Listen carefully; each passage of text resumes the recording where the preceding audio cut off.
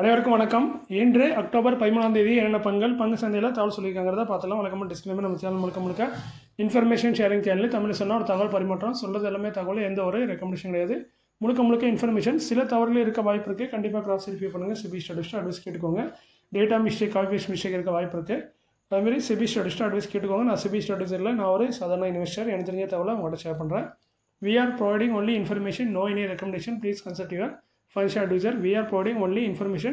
This is all today information. இது எல்லாமே முழுக்க இன்றைய தகவல், இல்லை செய்தி, இல்லை நியூஸ்னு வச்சுக்கலாம். நீங்கள் நம்ம ஃபஸ்ட்டாக பார்க்குது இண்டோ தை செக்யூரிட்டிஸ் லிமிடெட். 392 ரூபா கரண்ட் ப்ரைஸ், 14 கோடியே 40 லட்சம் ப்ராஃபிட் பண்ணியிருக்காங்க. இயரில் சேல்ஸ் 154%, நெட் ப்ராஃபிட் 218% வந்திருக்கு. ஸோ ஒரு சூப்பரான எக்ஸலண்ட்டான ரிசல்ட்டை போஸ்ட் பண்ணியிருக்காங்க இண்டோ தை செக்யூரிட்டிஸ் லிமிடெட்.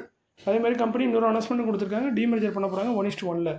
அதாவது இவங்க வந்து இந்தோ தை செக்யூரிட்டிஸ் லிமிடெட் வந்து இந்தோ தை ஃபைனான்ஷியல் சர்வீசஸ் லிமிடெட், இந்தோ தை ஃபைனான்ஷியல் சர்வீசஸ் லிமிடெட் வந்து டிமர்ஜ் பண்ண போகிறாங்க. இவங்க சப்சிடரி அதை தனியாக லிஸ்ட் பண்ண போகிறாங்க. ஸோ நீங்கள் இதில் ஒரு ஸ்டாக் வச்சுட்டிங்கன்னா அதில் ஒரு ஸ்டாக் உங்களுக்கு கிடைக்கும். எப்படி நம்ம டாட்டா மோட்டரில் வச்சுருக்கோமோ அதே மாதிரி இதுலேயும் டிமர்ஜர் ஆகி ஒரு ஷேர் உங்களுக்கு எக்ஸ்ட்ரா கிடைக்கும். பட் இவங்க இப்போ தான் அனௌன்ஸ் பண்ணியிருக்காங்க. இது வந்து நிறைய அப்ரூவல்லாம் வாங்கணும். Share holder approval, NCLT approval அப்படின்னு ஏகப்பட்ட அப்ரூவல்லாம் வாங்கி தான் முடியும். ஸோ கிட்டத்தட்ட 3 to 5 மாதம் இல்லை 6 மாதம் இல்லை 7-8 மாதம் கூட ஆகலாம் இந்த டிமர்ஜர் முடியறதுக்கு. பட் இப்போதைக்கு அனௌன்ஸ்மெண்ட் கொடுத்துருக்காங்க. அடுத்து பார்த்தீங்கன்னா எஸ்சிஎல் டெக்னாலஜிஸ் லிமிடெட் 1494 ரூபா கரண்ட் ப்ரைஸ், 4236 கோடிக்கான ப்ராஃபிட் பண்ணியிருக்காங்க. இயரில் சேல்ஸ் 11%, நல்ல பெரிய ப்ராஃபிட் தான். பட் இயரில் எந்த ஒரு மாற்றமும் கிடையாது. சேல்ஸ் உயர்ந்திருக்கு, பட் நெட் ப்ராஃபிட் பார்த்தீங்கன்னா உயரல. போன வருஷம் என்ன பண்ணாங்களோ அதோட 1 கோடி கம்மியாக தான் பண்ணியிருக்காங்க. ஸோ ரிசல்ட்டு ஃப்ளாட்டாக தான் இருக்குது. எஸ்சிஎல் டெக்னாலஜியோட ரிசல்ட்டு 12 ரூபா டிவிடெண்ட் அனௌன்ஸ் பண்ணியிருக்காங்க ஒரு ஷேருக்கு. கரண்ட் ப்ரைஸ்க்கு டிவிடெண்ட் பார்த்தீங்கன்னா ஒரு 3/4% அதிகமாக இருக்குது. ரெக்கார்ட் டேக்ஸ் டேட் வந்து 17 அக்டோபர். பேமெண்ட் பார்த்தீங்கன்னா 28 அக்டோபருக்குள்ளே அவங்க 28 அக்டோபருக்கு அவங்க அக்கௌண்ட்டில் கிரெடிட் பண்ணிடுவாங்க. செக்டர் வந்து கம்ப்யூட்டர் சாஃப்ட்வேர். ஆனந்த் ரதி வெல்த் லிமிடெட் 2932 ரூபா கரண்ட் ப்ரைஸ், கிட்டத்தட்ட 100 கோடி ப்ராஃபிட் பண்ணியிருக்காங்க. இயரில் சேல்ஸ் 23%, நெட் ப்ராஃபிட் 31% வந்திருக்கு. ஸோ ஒரு சூப்பரான ரிசல்ட்டு இயரில் போஸ்ட் பண்ணியிருக்காங்க ஆனந்த் ரதி. அதேமாதிரி டிவிடெண்ட் அனௌன்ஸ் பண்ணியிருக்காங்க. ஒரு ஷேருக்கு 6 ரூபா தராங்க. கரண்ட் ப்ரைஸ்க்கு டிவிடெண்ட் வந்து ஒரு 4% கிட்ட வருது. ரெக்கார்ட் டேட் வந்து 17 அக்டோபர். இதோட பேமெண்ட் பார்த்தீங்கன்னா 30 நாட்களுக்குள்ளே அவங்க அக்கௌண்ட்டுக்கு வந்துடும். செக்டர் வந்து ஃபைனான்ஷியல் ப்ராடக்ட்டில் இருக்காங்க ஆனந்த் ரதி வெல்த். யூனிபார்ட்ஸ் இந்தியா லிமிடெட் 477 ரூபா கரண்ட் ப்ரைஸ், ஸ்பெஷல் டிவிடெண்டாக 22 ரூபா 50 அனௌன்ஸ் பண்ணியிருக்காங்க. டிவிடெண்ட் பார்த்தீங்கன்னா 4.25%. இந்த ஷேரை பற்றி தான் நம்ம போட்டிருந்தா வட போச்சுன்னு. ஸோ கிட்டத்தட்ட பார்த்தீங்கன்னா விற்றதுக்கப்புறம் தான் இந்த நல்ல நியூஸ்லாம் வந்திருக்கு. நான் விற்ற மறுநாள் வந்திருக்கு, அதுதான் முக்கியமான விஷயம். ஸோ ஒரு 2.5 வருஷமாக வச்சுருந்தேன், அப்போலாம் இந்த நியூஸ் வரல. இந்த வருஷம் தான் ஏதோ புதுசாக ஸ்பெஷல் டிவிடெண்டாக கொடுத்துருக்காங்க. நார்மல் டிவிடெண்ட் நல்ல டிவிடெண்ட் தரக்கூடிய கம்பெனி தான். ஸோ இந்த ஸ்பெஷல் டிவிடெண்ட் எல்லாம் சேர்த்து பார்த்தீங்கன்னா கிட்டத்தட்ட இந்த வருஷத்தில் ஒரு 8% வரைக்கும் வந்துடும் டிவிடெண்ட். ஸோ நல்ல ஒரு டிவிடெண்ட் தான் கொடுத்துருக்காங்க. 22 ரூபா 50 ஸ்பெஷல் டிவிடெண்டாக தராங்க. இதுக்கு என்ன காரணம் சொல்லியிருக்காங்கன்னா, கம்பெனியில் வந்து நல்ல கேஷ் ரிசர்வ் இருக்குது. கம்பெனி நிறைய கேஷ் வச்சுருக்காங்க. ஸோ அது எதுக்கு சும்மா கையில் வச்சுட்டு ஷேர் ஹோல்டருக்கு டிஸ்ட்ரிபியூட் பண்ணலான்னு டிஸ்ட்ரிபியூட் பண்ணியிருக்காங்க அப்படின்னு சொல்கிறாங்க. பட் பெரும்பாலான பங்கு ப்ரொமோட்டர் கையில் தான் இருக்குது, 65%. ஸோ கிட்டத்தட்ட அவங்களுக்கு தான் அவங்க பாக்கெட்லேயே போட்டுக்கிட்டாங்க.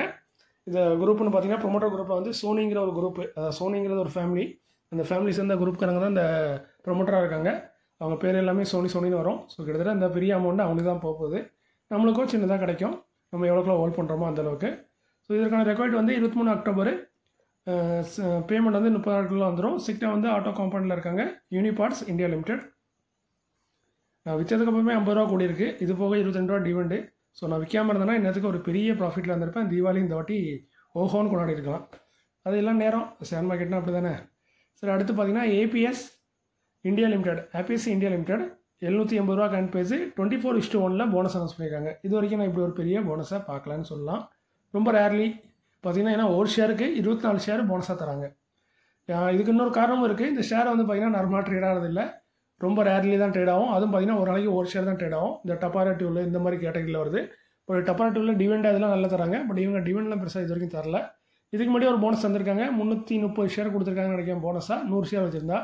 ஸோ இன்னிப்பும் பார்த்தீங்கன்னா ஒரு ஷேருக்கு 24 ஷேர் போனஸாக கொடுத்துருக்காங்க. ஸோ இது வந்து இந்த அணி பிஸ்னஸ், அதாவது முக்கியமாக தேன் சம்மந்தப்பட்ட தொழிலில் இருக்காங்க.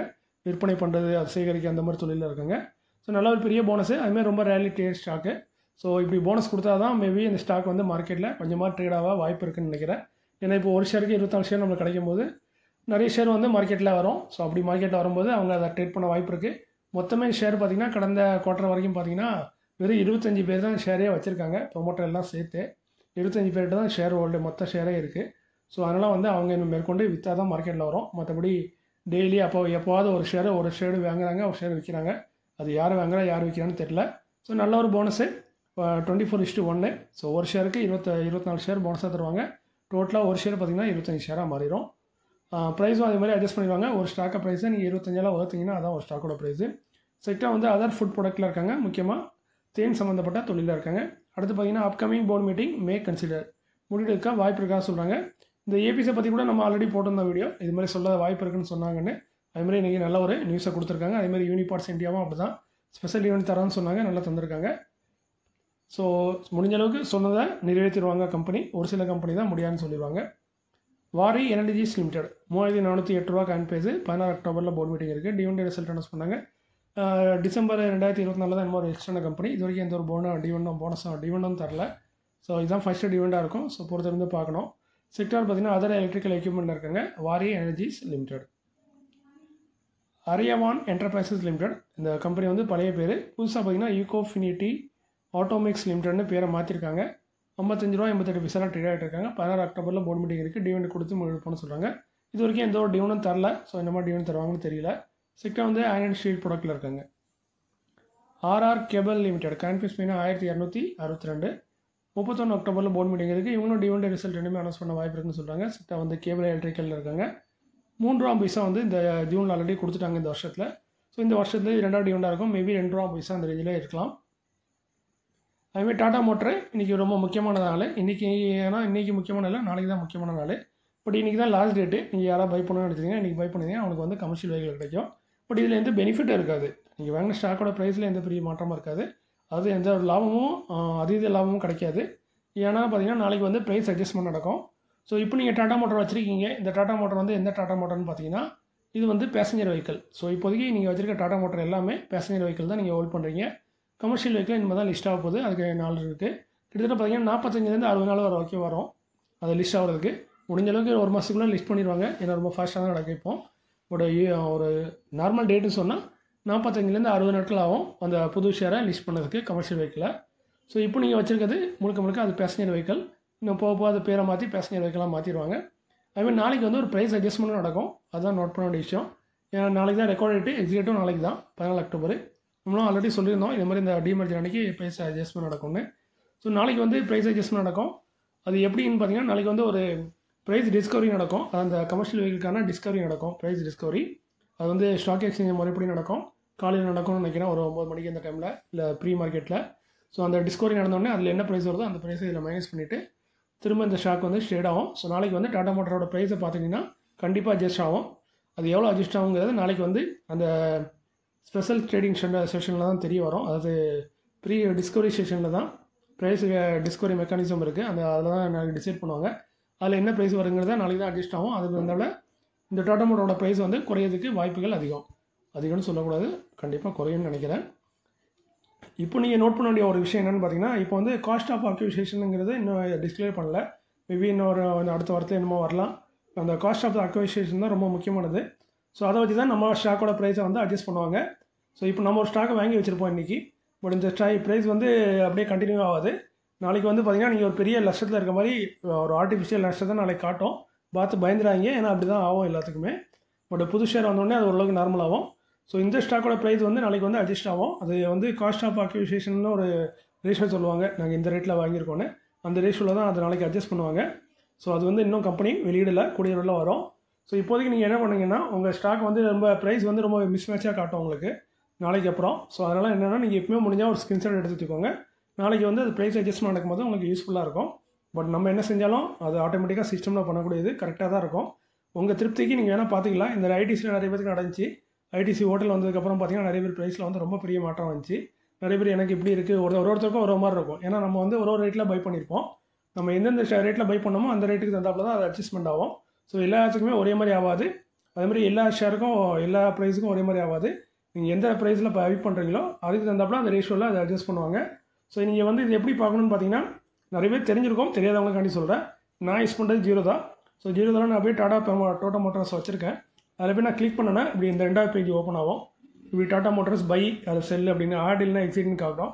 அது அப்படியே நீங்கள் கீழே பார்த்தீங்கன்னா வியூ பிரேக் டவுன் ஒரு ஆப்ஷன் இருக்கும். இந்த சர்க்கிள் பண்ணியிருக்கேன்ல அதை கிளிக் பண்ணிங்கன்னா நீங்கள் என்னென்ன ரேட்டில் என்னென்னக்கெல்லாம் வாங்கியிருக்கீங்க அப்படிங்கிறத இதில் காட்டும். ஸோ இதில் பார்க்கலாம். ஆகஸ்ட் 2024 ஒரு ஷேர் வாங்கியிருக்கேன் 1071 ரூபாய்க்கு. 28 அக்டோபரில் வாங்கியிருக்கேன் 2024. 12 நவம்பர் 2024. இந்த ப்ரைஸ்லாம் காட்டுறதுங்களா என்ன ப்ரைஸில் வாங்கியிருக்கேன் அப்படிங்கிற மாதிரி. ஸோ இந்த ப்ரைஸை நீங்கள் நோட் பண்ணிச்சிட்டிங்கன்னா திரும்ப அட்ஜஸ்ட் ஆனதுக்கப்புறம் நீங்கள் ப்ரைஸை பார்த்தீங்கன்னா அவங்க என்ன காஸ்ட் ஆஃப் அக்விசிஷன் சொல்லுவாங்களோ அதுக்கு இருந்தாப்புல அதை அட்ஜஸ்ட் பண்ணியிருப்பாங்க. ஸோ புதுசாக வர ஸ்டாக்கு உங்களுக்கு அந்த ரேஷியோவில் தான் வரும். ஸோ இது வந்து நிறைய கன்ஃபியூஸ் ஆகும். பட் நீங்கள் பெருசாக கன்ஃபியூஸ் ஆகிறதுக்கு ஒன்றும் இல்லை. எல்லா வேலையும் அவங்களே பார்த்துருவாங்க. உங்கள் திருப்திக்கு நீங்கள் பார்க்கணுன்னா இதை பாருங்கள், மற்றபடி இதை விட்டுருங்க. ஆனால் நாளைக்கு ப்ரைஸ் அட்ஜஸ்ட்மெண்ட் கண்டிப்பாக நடக்கும். அதேமாதிரி டாடா கேபிட்டல் இன்றைக்கி லிஸ்ட் ஆகிடுச்சு. டாடா கேபிட்டல் லிஸ்ட் ஆகி எவ்வளோ பேர் ப்ராஃபிட்டில் இருந்தீங்கன்னு தெரியல. 4 ரூபா தான் ப்ராஃபிட் கிடச்சிருக்கும். ஏன்னா 326 ரூபா இல்லை ஹையர் ப்ரைஸு. இன்றைக்கி 330 ஓப்பன் ஆச்சு. ஸோ 4 ரூபா உங்களுக்கு ப்ராஃபிட் கிடச்சிருக்கும். ஏதோ 1லேருந்து 2%. கிரே மார்க்கெட் பிஎம் என்ன சொல்லிச்சோ அது கிட்டத்தட்ட அதே மாதிரி தான் நடந்திருக்கு டாடா கேபிட்டலை பொறுத்த வரைக்கும். ஸோ இந்த ரூபிகான் ஐபிஓங்கிறது இன்றைக்கி கூட முடிஞ்சுது. ஸோ இதோட இன்றைக்கி 3வது நாள் இன்னோட முடிஞ்சுது. ஐபிஓ சப்ஸ்கிரிப்ஷன் பார்த்திங்கன்னா நல்ல ஒரு பெரிய சப்ஸ்கிரிப்ஷன் நடந்திருக்கு. 109.35x கிட்டத்தட்ட 109 மடங்கு அதிகமாக சப்ஸ்கிரிப்ஷன் ஆகிருக்கு ஓவராலாக. இதே நீங்கள் ரீட்டைல் கேட்டகரி மட்டும் பார்த்தீங்கன்னா 37x வந்து சப்ஸ்கிரிப்ஷன் ஆகிருக்கு. இதை நம்ம சிம்பிளாக சொன்னால் ஒரு ஷேருக்கு 37 பேர் போட்டி போடுறாங்க. அதுவே நம்ம ஓவராலாக பார்த்தா ஒரு ஷேருக்கு 190 பேர் கிட்டத்தட்ட 100 பேர் போட்டி போடுறாங்க ஒரு ஷேரை வாங்குறதுக்கு. அதே ரீட்டைலில் ஒரு ஷேர் வாங்குறதுக்கு 37 பேர் போட்டி போடுறாங்க. ஸோ நல்ல ஒரு லிஸ்டிங் கிடைக்க வாய்ப்பு இருக்குது. கிட்டத்தட்ட 22% 24% வரைக்கும் லிஸ்டிங் ஏன் கிடைக்கிற மாதிரி ரூபிகான் ஐபிஓ வந்து சொல்லுது. பட் நான் மிஸ் பண்ணிட்டேன். டைம் முடிஞ்சது 5 மணிக்கு மேலே ஆகிட்டு. இனிமேதெல்லாம் இதை ஐபிஓ அப்ளை பண்ண முடியாது. நான் அதுக்கு முன்னாடியே பண்ணணும்னு நினச்சி மிஸ் பண்ணி தொலைச்சிட்டேன். ஸோ மேபி எல்ஜி தான் கிடைக்கல. அட்லீஸ்ட் இதாக கிடைக்குமான்னு பார்த்துருக்கலாம். பட் வாய்ப்பெல்லாம் போய்ட்டு நான் எதுக்கு இப்போ சொல்கிறேன்னா எல்லாமே முடிஞ்சதுக்கப்புறம் சொல்லலாம். முடியதுக்கு முன்னாடி சொன்னால் தான் அது தப்பு. ரூல்ஸ் படி, செபி ரூல்ஸ் படி. ஸோ எல்லாம் முடிஞ்சதால சொல்கிறேன். ஸோ இன்றைக்கி இந்த காணொலி உங்களுக்கு பயனுள்ளதாக இருந்திருக்குமா என்னன்னு தெரியல. இருந்தால் மிக்க மகிழ்ச்சி. மீண்டும் ஒரு நல்ல காணொலியில் உங்களை திரும்ப சந்திக்கிறேன். இப்படிக்கு உங்களில் ஒருவன். நன்றி, வணக்கம்.